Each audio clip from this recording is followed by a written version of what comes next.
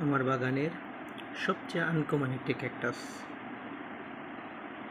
দেখতে দারুণ, অনেক কাটা,